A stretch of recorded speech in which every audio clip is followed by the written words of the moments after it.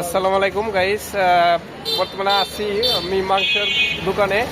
তো ঈদ পরবর্তীতে এই মাংসের দাম কিরকম, তো সেটাই আজকে জানার চেষ্টা করবো এই দোকানের থেকে।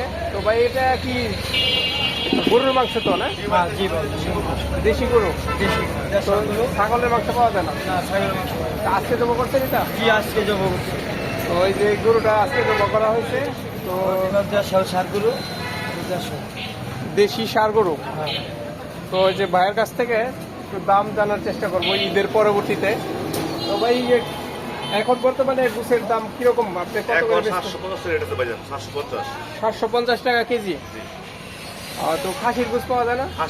অর্ডার করলে করি।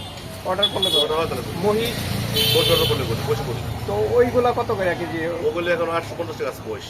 মহিষ 850 টাকা, আর এই ছাগল ছাগল 1150। 1150 টাকা।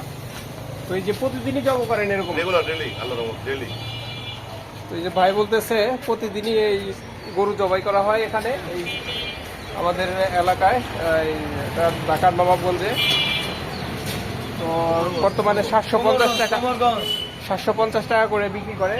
আর বলতেছে গরুর মাংস এই ঈদের পরবর্তীতে। তো ঈদের আগে ছিল 800 টাকা করে, আমি যতটুকু জানছি ঈদের আগে 800 টাকা কেজি বিক্রি হতো। তো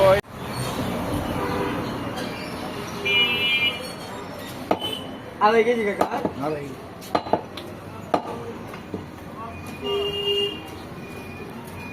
চল দেবো না।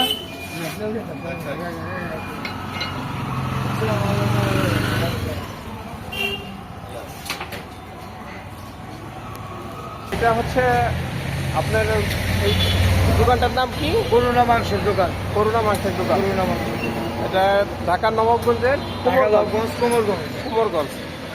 তো গাইস, একটু গুছের দাম জানার চেষ্টা করলাম আজকে। তো আশা